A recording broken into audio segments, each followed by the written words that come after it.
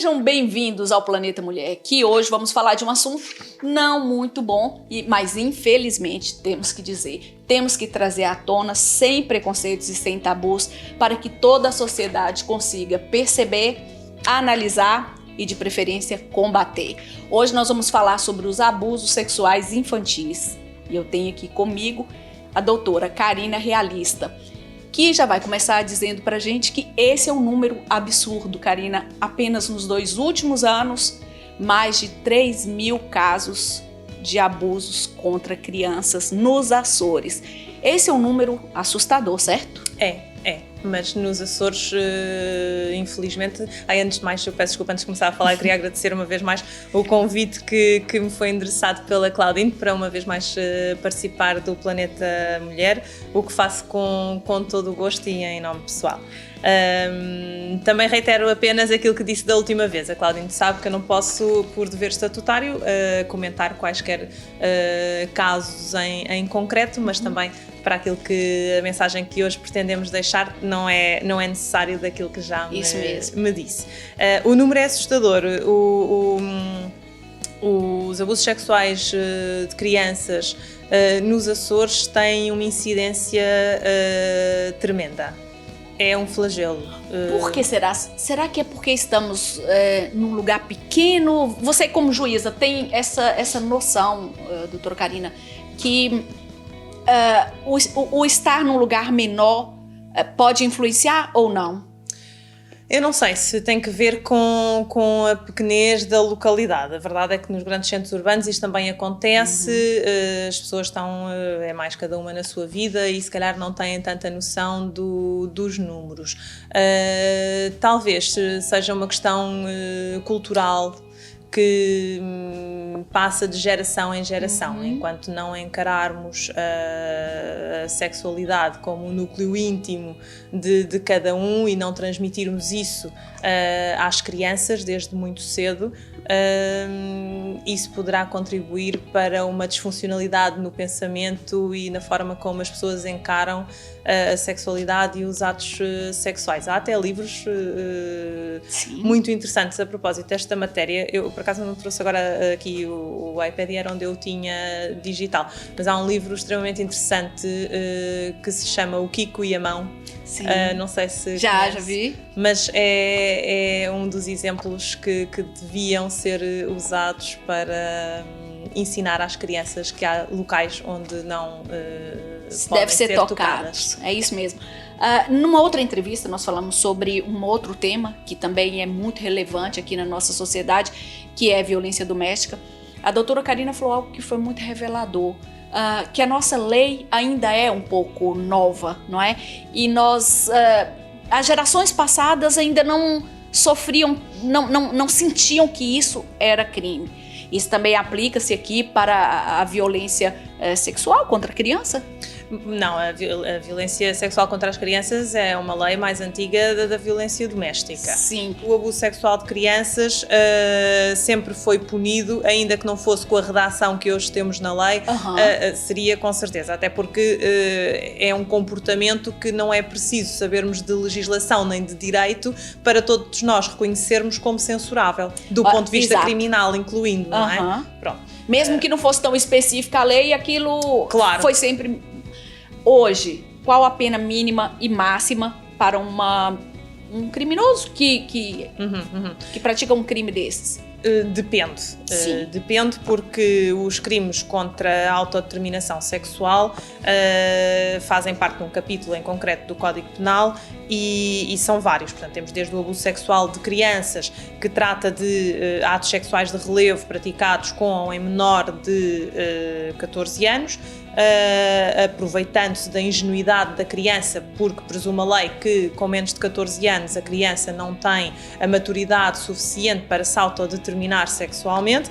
Nesses casos, e tratando-se apenas de um ato sexual de relevo que não consista nem em cópula, nem em coito anal, nem em coito oral, nem na introdução vaginal ou anal de partes do corpo ou de objetos, a prisão é de 1 ano a 8 anos de prisão, já disse.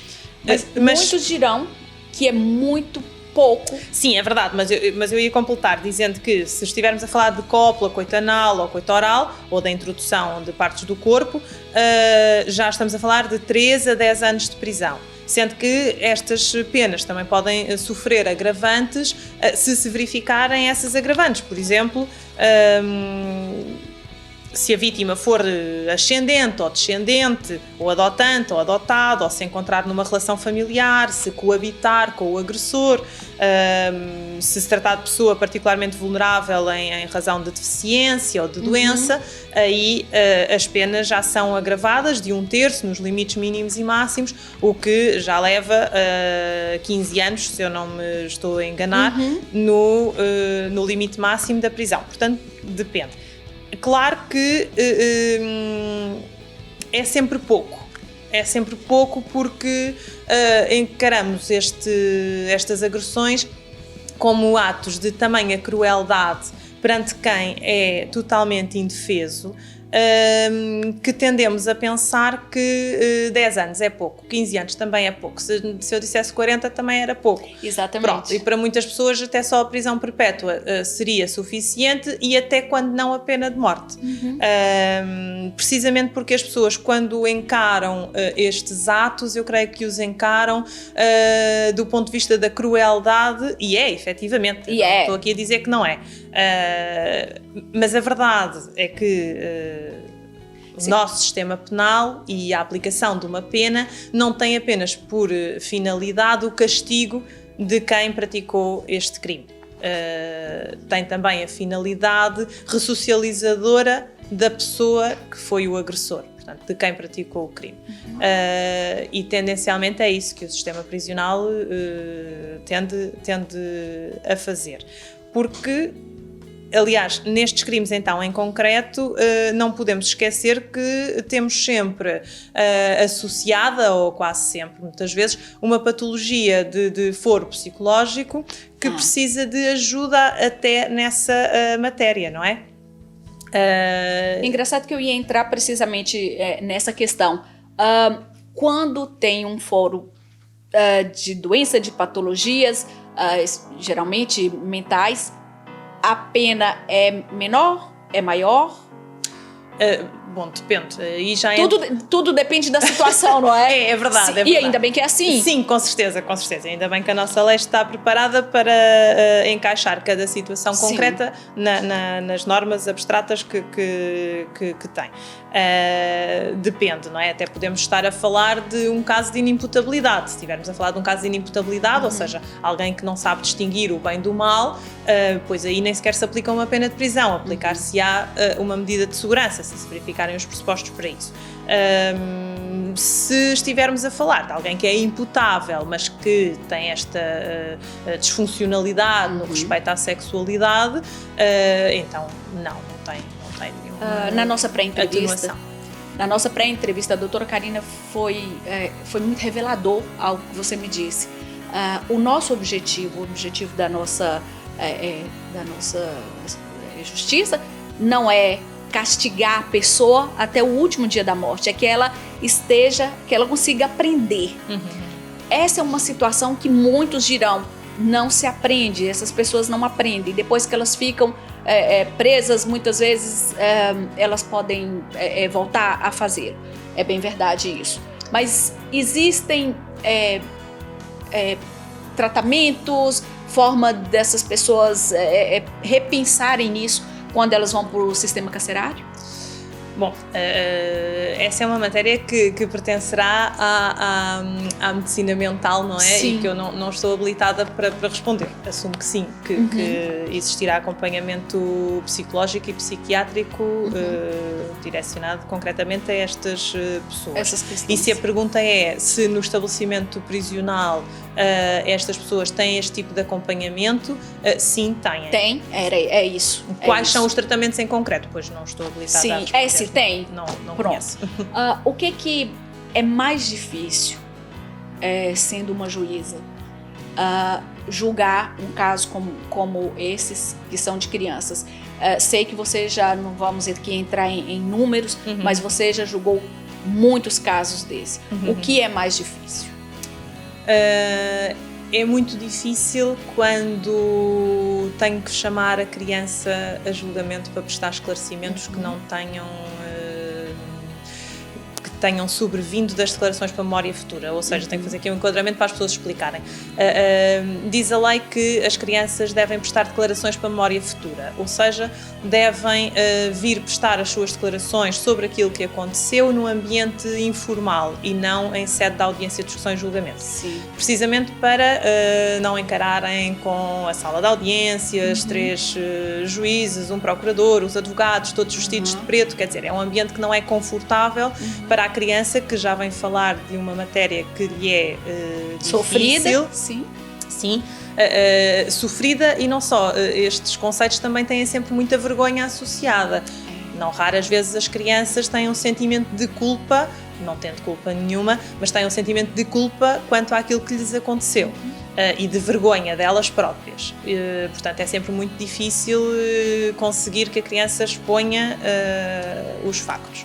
É muito difícil para mim ter que sujeitar uma criança à revitimização por ter que a chamar para prestar esclarecimentos em sede de audiência, discussão e julgamento, porque isso significa não evitar aquilo que a lei pretende evitar, significa que a criança terá que falar novamente sobre a situação e a cada vez que a criança fala sobre a situação revive aquilo. Novamente. É isso mesmo. Como hoje nós podemos ajudar as pessoas que estão lá em casa? Isso mesmo, numa versão muito mais ligada à justiça. A não deixar que isso aconteça, mas, sobretudo, não deixar isso continuar. Sei que o primeiro passo, salvo engano, é ir à PSP. Sim, se o conhecimento for direto, não é?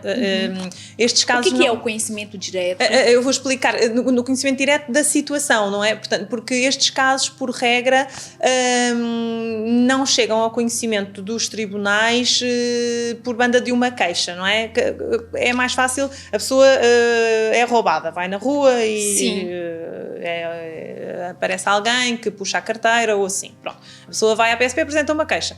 Sim. Não é o mais comum de acontecer nos abusos sexuais contra crianças. Então como é?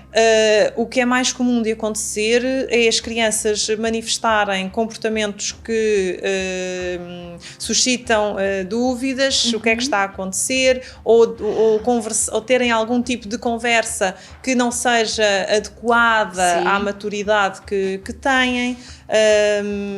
E isso faz gerar alguma suspeita ou por banda dos educadores ou dos professores ou nas instituições de acolhimento, e são depois essas instituições que dão conta ao Ministério Público de que se poderá estar ou não a passar determinada situação com esta ou aquela criança. Nós podemos dizer que então a maior parte dessas queixas, desses crimes não são reportados pelos pais, é isso? É, porque não é comum a criança dizer assim, oh mãe, o tio veio mexer nas minhas maminhas. Já percebi. Não é comum a criança dizer isso. Ela mas começa a ter comportamentos diferentes. A criança dizer, eu não quero essa camisola porque é um bocadinho decotada. Quero uma gola alta todos os dias.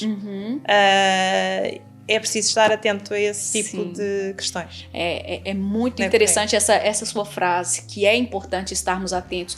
Pais, professores, tios, porque no meu estudo ainda sobre os Açores, e aqui eu faço questão de agradecer a sua presença e a sua partilha, doutora Karina, porque temos pouquíssima informação relacionada a esse tema. Aliás, praticamente nada. E isso traz aqui à tona tudo isso que envolve a nossa sociedade, esse medo, esse tabu de falar sobre esse assunto. E isso faz extremamente rica essa sua entrevista.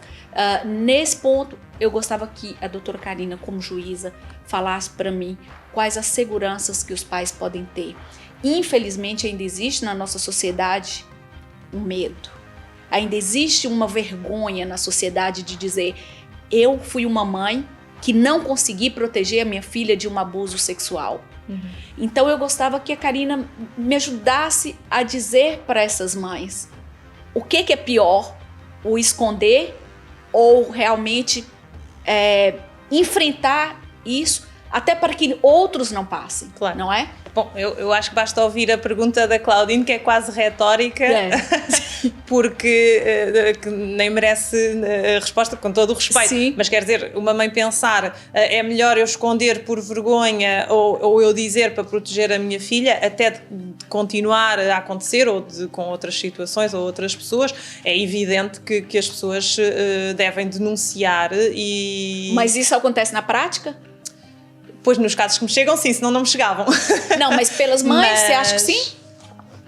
Eu acho que sim. Eu acho que na esmagadora maioria dos casos, todos os pais que tomam conhecimento destas situações denunciam. E se assim não for, espero profundamente que revejam as consciências, porque é assim que tem que ser. Mas mais do que denunciar, eu queria chamar a atenção por isto. Para ser possível denunciar, os pais têm que estar atentos a determinados comportamentos nas crianças, porque por vezes são desvalorizados esses comportamentos das crianças e não devem ser. Como aquilo que eu dizia há pouco, não querer sair à rua, ou não querer vestir saias, ou sempre que passar uma figura masculina, a criança agarrar-se à mãe ou à avó, ou à pessoa com quem esteja e seja da sua confiança. Essas situações precisam de atenção. Comportamentos de automutilação ou de autoagressão. Ainda semana passada falamos sobre isso, comportamentos de automutilação, que também nos Açores... que são muito comuns esse tipo de comportamentos associados, não estou a dizer que sejam condição sine qua non, ou seja, necessariamente têm que ver com abusos sexuais, mas é muito comum serem conexos com situações de vítimas de abuso sexual. Portanto, parece-me que o importante e a mensagem importante a transmitir é: estejam atentos às vossas crianças e não desvalorizem nem este tipo de comportamentos, nem uma ou outra reação que não seja normal. E confiem na justiça? Sim. Na última entrevista, eu gostei mesmo muito do que você disse. Os processos não param, os processos não ficam ao meio. De alguma forma, ele vai ter um resultado. E nesse caso também aplica-se a mesma situação, não é? Claro, em todos. Em todos, mas sobretudo com crianças. Sim, e isso é muito importante, que as pessoas tenham essa consciência e que essas pessoas tenham essa segurança, que se existe a lei, e a doutora Karina foi extremamente cuidadosa de trazer aqui o código pra gente. Pois é, nós não sabemos de cor tudo o que diz aqui. Então. Sim, mas é muito importante que as pessoas percebam, isso está escrito em algum lado, isso é cumprido. Então, se você está em casa, se você tem algum medo, se você está passando por isso, é pensar, existe outras pessoas que estão preparadas para ajudar, para punir e principalmente para fazer que isso pare. Sim. Que isso acabe. Doutora Karina, considerações finais? Já acabou. Acredita que é aquilo que eu sempre digo, quando a companhia é boa, o tempo passa muito rápido. Acredite ou não, já passou 21 minutos. Muito bem. O meu chefe já deve estar maluco, que já estourou o tempo. Muito bem. Queria mesmo só enfatizar esta parte final. Estejam atentas às vossas crianças, atentas e atentos às vossas crianças e protejam-nas. Ai, meu Deus, eu já não tenho tempo, mas eu ainda tenho uma pergunta que eu preciso fazer. Crime de abuso sexual contra crianças é crime público? É um crime público, sim. Isso poder significa... ser denunciado, como eu dizia há pouco, pelas escolas, pelos professores. Ok. Se eu sei que eu tenho uma vizinha e que o filho dela sofre, eu posso denunciar? Pode. Para a PSP? Como é que é feito? Ou à Comissão de Proteção de Crianças e Jovens em Perigo, ou ao Ministério Público, ou à PSP. Ok, isso é muito importante saber, e isso também é algo que, assim como na violência doméstica, a gente tem feito aqui um largo trabalho em relação a isso, de conscientização, e esse é um flagelo, como a doutora Karina falou muito bem, é o flagelo da nossa sociedade. Os dados são altíssimos nos Açores. E depois dessa semana que eu estudei, do tanto que eu estudei, eu percebi que muito está relacionado pela falta de informação. Quase que ouso dizer algo muito perigoso. Algumas pessoas sequer estão conscientes de que isso é um crime e é grave. Infelizmente, é assim que nós terminamos o Planeta Mulher, com uma notícia triste, mas com alegria no coração de saber que temos pessoas como a doutora Karina e muitos outros profissionais que estão envolvidos para que a nossa sociedade evolua como sempre. Doutora Karina, obrigada, Cláudia. Muito obrigada por estar aqui. Obrigada. Foi maravilhoso mais uma vez. Muito obrigada. Planeta Mulher de hoje termina. Até o próximo programa.